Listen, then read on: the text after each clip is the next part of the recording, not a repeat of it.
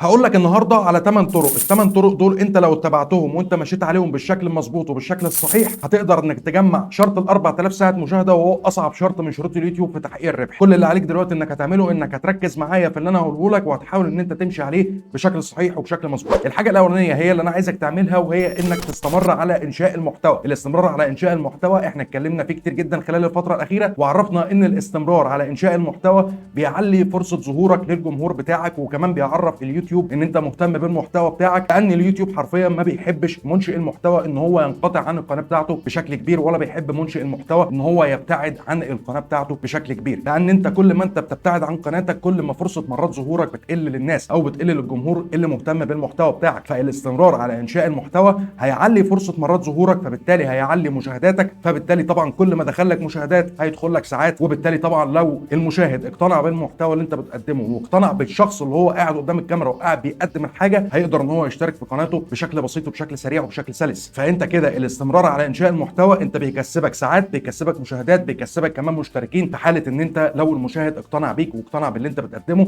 وكمان طلع ان هو مهتم بالمحتوى بتاعك. الحاجه رقم 2 هي اللي انا عايزك تعملها في المحتوى بتاعك او في قناتك بشكل عام، وهي انك تلتزم بالخطه اللي انت عاملها لقناتك. يعني ايه تلتزم بالخطه اللي انت عاملها لقناتك؟ يعني بكل بساطه انت مثلا قلت في الاسبوع ده انا هنزل وليكن 3 فيديوهات، يبقى في الاسبوع ده انت تنزل 3 فيديوهات، ما تجيش الاسبوع اللي بعده تيجي تروح منزل مثلا فيديوهين او تيجي تروح منزل فيديو. الموضوع ده من اسوأ الحاجات اللي انت ممكن ان انت تعملها. ما تخلكش في القناه بتاعتك، ما تخلكش عشوائي. يعني بكل بساطه حاول ان انت اي حاجه انت هتعملها في قناتك، سواء منشورات منتدى، سواء فيديوهات، سواء فيديوهات قصيره، حاول ان انت تلتزم بالخطه اللي انت عاملها. نويت انك تنشر كل يوم، انشر كل يوم. نويت انك تنشر 3 مرات في الاسبوع، انشر 3 مرات في الاسبوع. نويت انك تنشر مره واحده في الاسبوع، انشر مره واحده في الاسبوع. ولكن موضوع مره واحده في الاسبوع ده انا مش بفضله عند اي حد لسه بادئ قناه على اليوتيوب، لان مره واحده في الاسبوع ده بيبقى قليل جدا وما بيعليش ظهور القناه. فحاول ان انت على الاقل تنزل من مرتين لثلاثه. عايز ان انت تكتر مفيش اي مشكله خالص، ولكن اللي انت هتلتزم بيه في الاول حاول ان انت تستمر عليه، لان الموضوع ده بيبقى مهم جدا في يوتيوب خصوصا في البدايات. يبقى دي الحاجه الثانيه اللي انا عايزك ان انت تعرفها. ندخل بقى دلوقتي على الحاجه رقم 3 عشان تقدر تحقق ال 4000 ساعه مشاهده، وهي اني عايزك ان انت تستمر على انشاء الفيديوهات الطويله. يعني بكل بساطه ما ينفعش ان انت تنزل فيديو دقيقتين، ما ينفعش ان انت تنزل فيديو 3 دقائق، ما ينفعش ان انت تنزل فيديو 5 دقائق وتقول بعد كده انا مش بحقق ال 4000 ساعه مشاهده، وان انا دخول القناه عندي للساعات او دخول الساعات عندي للقناه هو بطيء. هو لازم يبقى بطيء، لان انت بكل بساطه انت بتنزل فيديوهات المده بتاعتها قليله، ودي حاجه مش صح اطلاقا. حاول ان انت تعمل فيديوهات 8 دقائق فما فوق. حاول ان انت تعمل فيديوهات 8 دقائق، 10 دقائق، ربع ساعه، 20 دقيقه. ولكن خليني بس ان انا اقول لك على حاجه، انا مش عايزك في الفيديوهات دي ان انت تبقى ممل. مش عايزك ان انت تعمل مثلا فيديو ربع ساعه تقعد تعيد وتزيد في الكلام، لان كده حرفيا المشاهد هيمل منك، وفي نفس الوقت انت مش هتكتسب اي مشتركين من الفيديو اللي انت بتقدمه. فحاول ان انت بكل بساطه الفيديو اللي انت هتعمله بشكل طويل، او بمعنى اصح هيبقى عدد الدقائق بتاعته طويله. حاول ان انت في المحتوى بتاعك تحاول في الفيديو انك تربط ما بين الدقائق، وفي كل دقيقه تكون بتقول حاجه مختلفه عن الدقيقه اللي قبلها، عشان المشاهد يكمل اطول فتره ممكنه معاك في الفيديو. وده هيساعدك بشكل كبير جدا ان انت تعلي متوسط مده المشاهده، في نفس الوقت هتعلي دخول الساعات عندك للقناه. فحاول ما تخلكش ممل، اعمل فيديوهات طويله ولكن بدون ملل. الحاجه رقم 3 اللي انا عايزك ان انت تعملها وهي التخصص في المحتوى بتاعك. التخصص في المحتوى بتاعك بيبقى مهم بشكل كبير جدا، ومش عايزك في نفس الوقت ان انت تكون عشوائي. يعني انت القناه بتاعتك مثلا المحتوى بتاعها محتوى طبخ، حاول ان انت تستمر على المحتوى الطبخ. انت القناه بتاعتك مثلا محتوى تقني، حاول ان انت تستمر على المحتوى التقني. انت القناه بتاعتك قناه فلوجات، حاول تستمر على الفلوجات. انت القناه بتاعتك محتوى قصص، حاول ان انت تستمر على القصص. ما تخليش القناه بتاعتك بمعنى اصح عامله شبه الكيس العشوائي. الكيس العشوائي انت بتفتحه بتلاقي حاجات من كل فيلم اغنيه زي ما بيتقال. لا، انا مش عايزك ان انت تعمل كده. التخصص في انشاء المحتوى بيساعد اليوتيوب ان هو يقترح قناتك على الجمهور المستهدف او الجمهور المهتم بالمحتوى بتاعك. لكن انت مثلا لو عملت قناه، القناه دي كان المحتوى بتاعها طبخ، القناه دي في نفس الوقت بتقدم فلوجات، القناه دي في نفس الوقت بتقدم محتوى رياضي، القناه دي في نفس الوقت بتقدم مثلا محتوى تقني، انت كده معلش انت كده خربت الخوارزميات بتاعت قناتك. وفي نفس الوقت اليوتيوب مش هيعرف ان هو يقترحك على مين، لان عامل اساسي من انتشارك هو اقتراح فيديوهاتك من اليوتيوب. اليوتيوب لما بيجي بيقترحك بيشوف المحتوى بتاع قناتك ايه، وعلى اساسه بيقدر ان هو ينشر القناه بتاعتك ويقترح القناه بتاعتك على الجمهور المستهدف. كل محتوى على اليوتيوب ايا ما كان ايه هو المحتوى، سواء المحتوى التقني، القصص، المحتوى الديني، المحتوى التعليمي، كل محتوى من دول له جمهور مستهدف، كل محتوى من دول له جمهور مهتم بيه مختلف عن الجمهور التاني. فحاول بكل بساطه انك تتخصص متخصص في انشاء المحتوى. وعشان ابين لك موضوع التخصص ده بشكل بسيط كده، انا مثلا المحتوى بتاعي ايه؟ المحتوى بتاعي الربح من الانترنت. الربح من الانترنت في حاجات كتيره جدا ممكن انت تقدر تربح بيها من الانترنت، ولكن انا متخصص في ايه؟ الربح من اليوتيوب. هو ده التخصص في المحتوى، وده حرفيا بيساعد اليوتيوب بشكل كبير جدا في اقتراح فيديوهاتك، وبيساعدك انت كمان في ان انت تجذب الجمهور بتاعك للقناه بتاعتك، وبيساعدك ان انت تجلب اكبر عدد من المشاهدين للقناه بتاعتك لو الجمهور مهتم بالمحتوى بتاعك.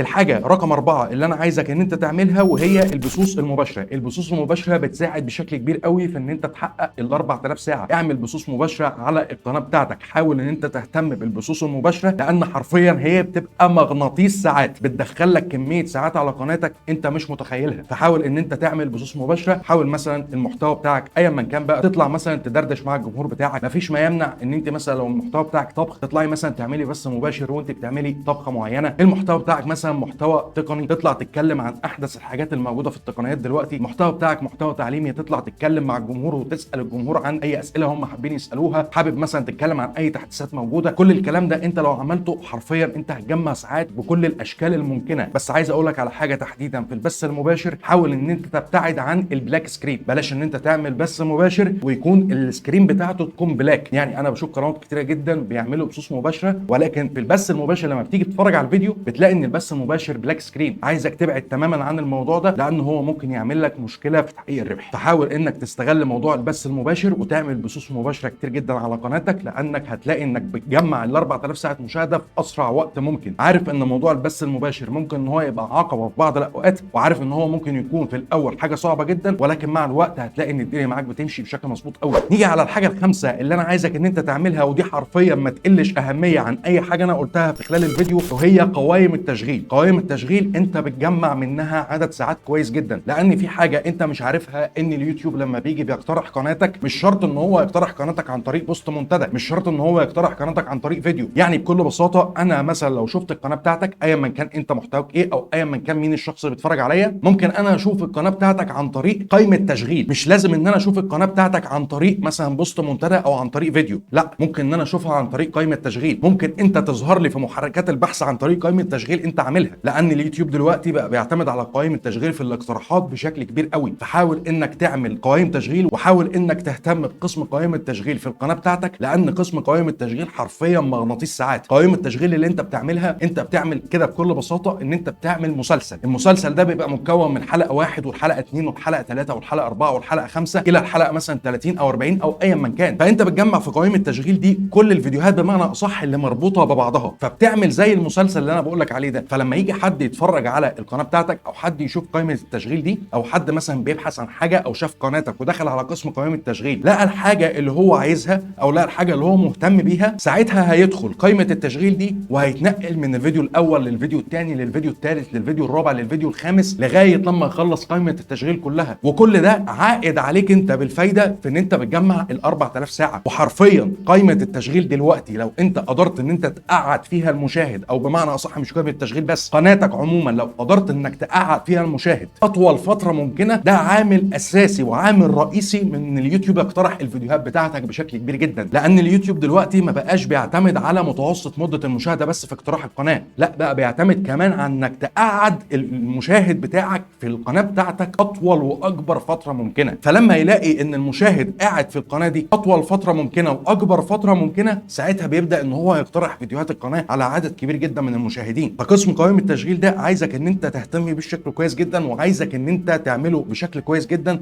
لان ده عامل رئيسي برضه من عوامل تنسيق القناه في الصفحه الرئيسيه. والموضوع ده هنتكلم عنه خلال الفتره اللي جايه، اعرفك ازاي انك تعمل تنسيق لقناتك من خلال قوائم التشغيل في الصفحه الرئيسيه بتاعت قناتك. الحاجه رقم 6 اللي انا عايزك ان انت برضه تهتم بيها، ودي برضه ما تقلش اي اهميه عن اي حاجه انا قلتها في الفيديو، وهو الاهتمام بالمحتوى الرائج. بس تهتم بالمحتوى الرائج، تهتم بيه في المحتوى بتاعك. يعني ما تحاولش ان انت تبقى بتهبط في المحتوى الرائج بمعنى اصح. ما تحاولش ان انت تشوف ايه المحتوى الرائج وتتكلم فيه، لا، انا عايزك تشوف المحتوى الرائج او المحتوى الترندي تتكلم فيه في المحتوى بتاعك. يعني مثلا اي قناه طبخ بيبقى ليها مثلا فتره معينه كده بيبقى فيه طبخات معينه بتبقى ترندي. المحتوى مثلا التعليمي بيبقى فيه فتره معينه بيحدث عندنا مشاكل كبيره جدا في المشاهدات، بيحصل عندنا مثلا تحديثات، بيحصل عندنا مشاكل في اليوتيوب. كل الكلام ده دي بتبقى حاجات ترنديه. الحاجات الترندي ده او الموضوعات الرائجه في المحتوى بتاعك تقدر ان انت تستغلها بشكل كويس قوي، لكن ما تحاولش ان انت تستغل الترند بشكل خاطئ، وما تحاولش ان انت تلجأ ان انت تجيب عدد ساعات بشكل خاطئ من الترند، لان ده حرفيا ممكن ان هو يأثر على قناتك بالسلب، وساعتها انت مش هتعرف تجمع ال 4000 ساعه، ولو حتى جمعت ال 4000 ساعه ممكن ان هو يعمل لك مشكله في الاقتراحات، لان انت لو استغليت الترند بره محتواك ساعتها هتلخبط خالص خوارزميات قناتك، واليوتيوب مش هيعرف ان هو يقترحك فين،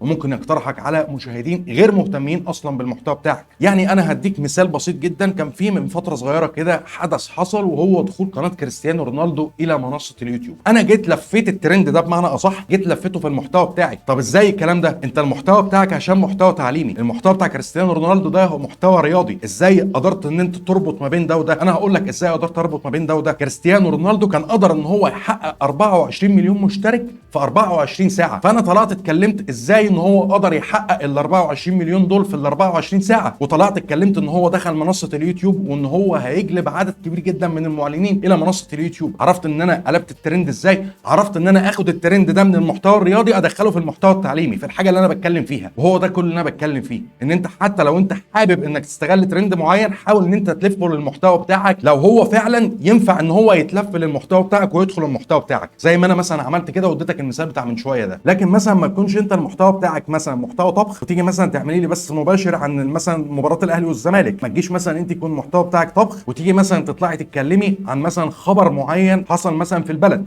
هو ما ينفعش كل الكلام ده، انت كده بتشتت الخوارزميات بتاعتك، وحرفيا الجمهور اللي شافك او الجمهور اللي عندك مش هيبقى مهتم بالحاجه اللي انت بتتكلم فيها. حاول ان انت تستغل الترند او تستغل المحتوى الرائج بشكل مظبوط عشان تقدر ان انت تجمع منه اكبر عدد من الساعات واكبر عدد كمان من المشتركين. الحاجه رقم 7 اللي انا عايزك ان انت برضو تستغلها بشكل مظبوط وتستغلها بشكل صحيح، وهي الاهتمام بوقت نشر الفيديو. وده هتحاول ان انت تربطه ما بين المحتوى الرائج. يعني بكل بساطه انت تنزل عدد كبير جدا من الفيديوهات بتاعتك زي ما انا اتكلمت في الفيديو وعرفتك انك تعمل ايه، ولكن في المحتوى الرائج تحديدا حاول ان انت تهتم بوقت نزول الفيديو، لان وقت نزول الفيديو في المحتوى الرائج هيقدر ان هو حرفيا يجمع لك عدد كبير جدا من الساعات. لان مثلا ما ينفعش ترند يكون حصل النهارده وتيجي انت تتكلم عنه بكره، هو خلاص ممكن يكون الترند خلص، فساعتها انت كده ما قدرتش ان انت تستغل الترند اطلاقا. فحاول الاهتمام بوقت نشر الفيديو ان انت تربطه ما بين المحتوى الرائج او مع المحتوى الرائج، ان اي حاجه رائجه حصلت في المحتوى بتاعك تحاول ان انت تتكلم عنها في ساعتها، ما تحاولش ان انت تاجلها، لان ممكن على ما انت تاجلها او تقول مثلا انا هنزل الفيديو بكره يكون خلاص الترند ده خلاص. لان في ترند زي ما احنا اتكلمنا قبل كده، في ترند مستديم او في ترند بيبقى ممكن قاعد معاك فتره كبيره، وفي ترند تاني ممكن هو يكون ترند وقتي او ترند لحظي زي ما بنقوله. ايه الترند اللحظي؟ اللي هو له فتره معينه وهيخلص. عندي مثلا هنا في يوتيوب مشكله مثلا حصلت دلوقتي ممكن كمان شويه تتحل، فانا لازم اتكلم عليها دلوقتي لان الناس هتكون بتبحث عنها دلوقتي، ما ينفعش ان انا ااجلها. نفس الكلام برضو في المحتوى بتاعك.